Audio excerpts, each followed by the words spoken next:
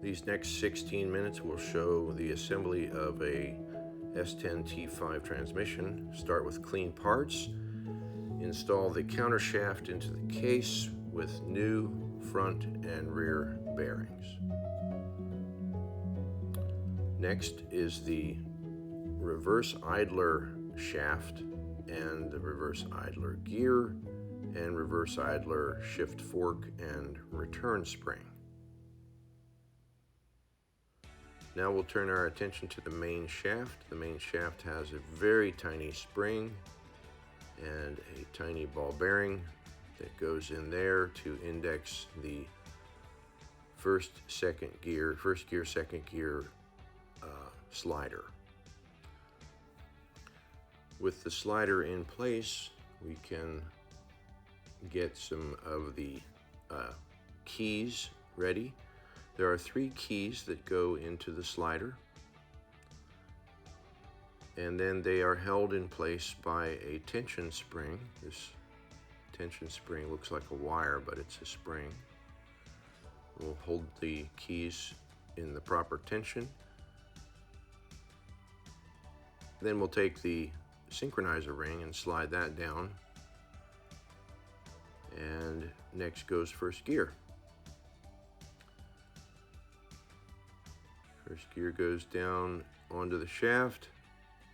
After that, we can put the rear, there's a spacer, a washer, and then we put the rear bearing in place.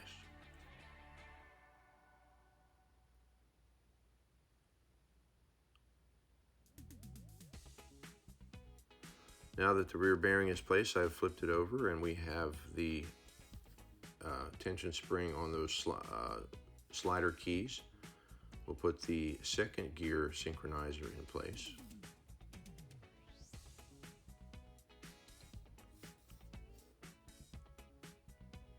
And we'll slide second gear in place.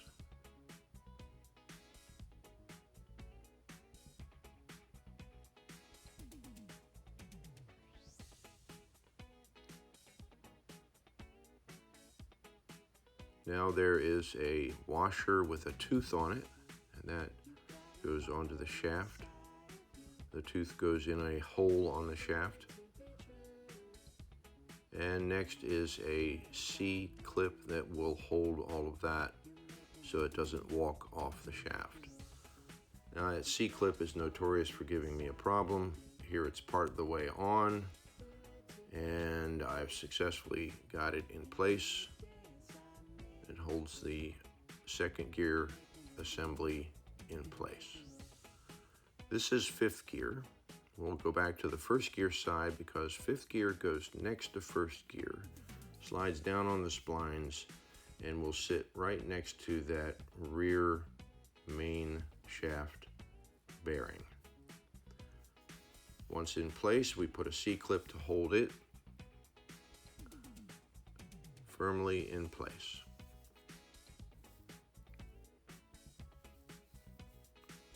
That's 5th gear, first gear, the 1-2 gear slider, and second gear. 3rd and 4th gear go here. Let's put 3rd gear on. Now, 3rd and 4th gear have its own slider. There's a hub to the slider. I'll put the synchronizer ring on and flip it over, and I'll have to adjust it here in a moment to put the key in because I had it slightly off. There we go, adjusted, and now these keys go in, 3 of them, and a tension spring on this side.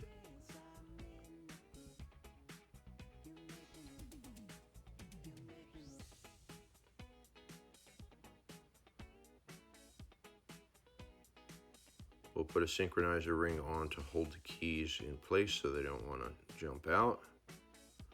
Flip it over. And put a tension spring on this side.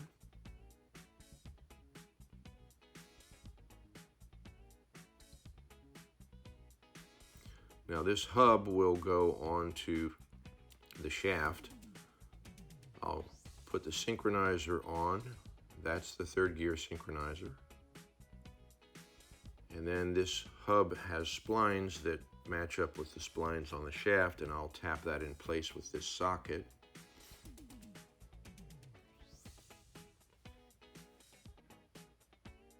And there, I've tapped it all the way home. So now the main shaft is assembled. I have fifth gear, first gear, second gear, third gear, and both sliders in place. I have a clean case ready to accept this shaft. We'll slide the shaft in, and doing it with one hand is a little tricky.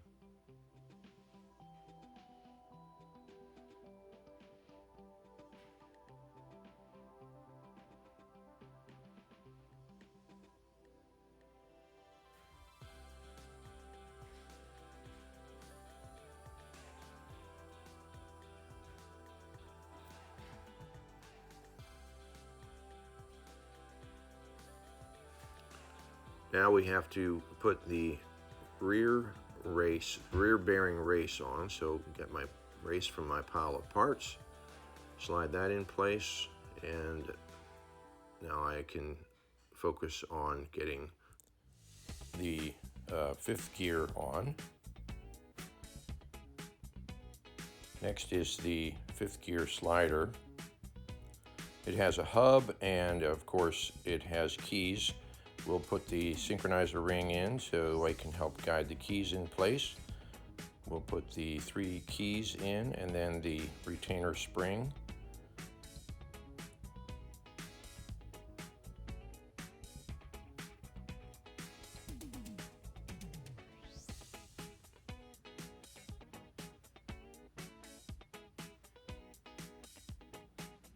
We'll flip it over and put the retainer spring on the other side.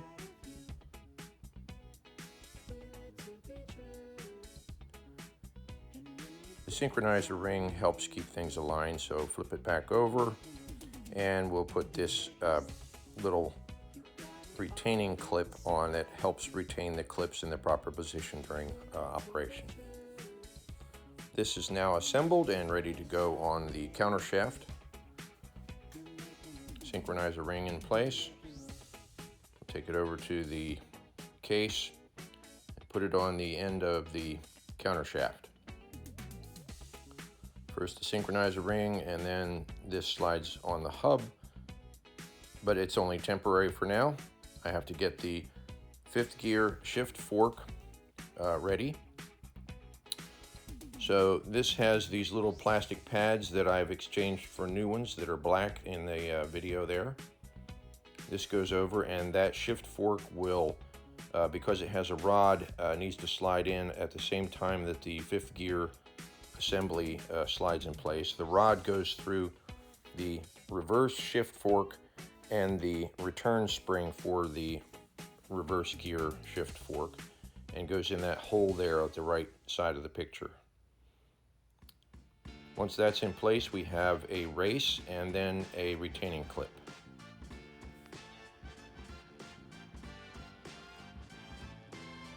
Now we have first gear, the first and second gear slider, second gear, third gear, and the 3/4 slider, but fourth gear is on the input shaft, so that's coming later. There's the counter shift shaft back down there at the bottom. There's the assembled shift rod for the shift fork for fifth gear, and that little bump needs to, the spring needs to go in that little bump. We'll put the reverse and fifth gear lever in place. It's held in place by this pivot bolt. Put the pivot bolt in place. Then there's a clip that attaches on the end of that bolt to keep everything assembled, and there the clip is in place.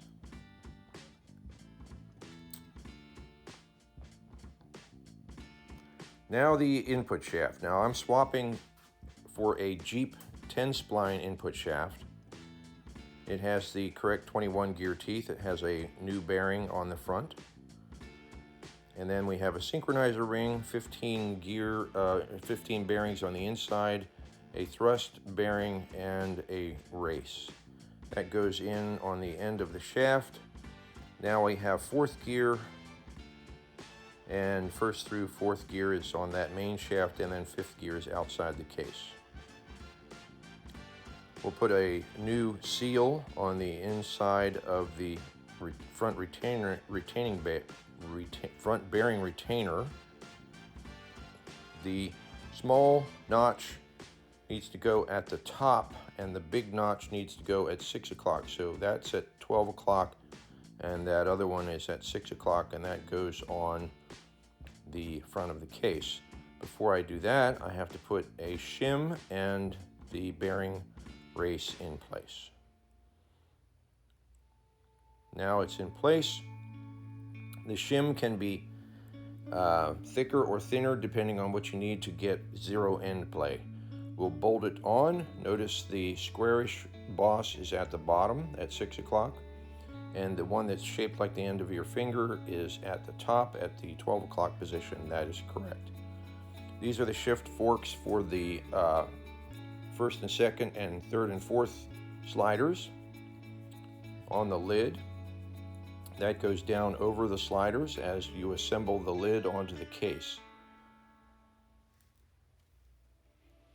Now we have the drive gear. Now the drive gear goes over this shiny part there with a retaining clip.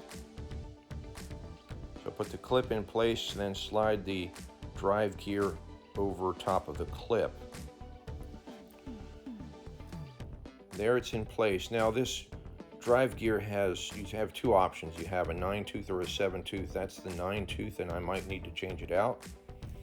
We'll put a new seal on the end of the tail housing, and now the tail housing is almost ready. There is a race and a thrust bearing that goes on the inside of the tail housing, and that will go against the large washer or race here on the end of fifth gear. Those two rub up against each other, and I have the plastic funnel to gather some oil in place, a little bit of grease in the places that connect to the case, and that part there, that C-shaped part, connects to the rear bearing race, holds it in place. All right, we got everything checked, ready to go, ready to assemble the tail housing. Put the tail housing on part way and now assemble a few more parts. There is a ball bearing in there. I'm holding the offset lever and the spring. The spring goes in the bottom of the offset lever. I'll move the ball bearing over to the center position, which is neutral, and the spring goes on top of that ball bearing.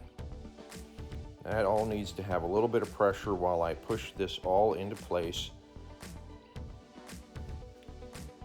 There it's partway on. Those two holes will line up. The top rail that shifts the forks will slide inside that offset lever. There it's lined up. I have a pick down through there to line it up. Now I'll put a drive a roll pin down through there. I'll attach the 8 bolts that hold the tail to the case. I'll put this cup inside the shift offset lever. And now we're ready for the shifter. Before I do that, I'll put the housing for the driven gear and the driven gear inside its position there. A cable connection can hook up to that. Now the shifter's on the transmission, and I can go through the gears and make sure that everything is ready and operating properly. The transmission is dry, so it's a little stiff, but I can go first gear, second gear, third gear, fourth gear, and fifth gear, and then reverse. Here's a clip for the installed reverse light switch. And now I need to make sure that the shafts move appropriately when I'm in different gears. So that's first.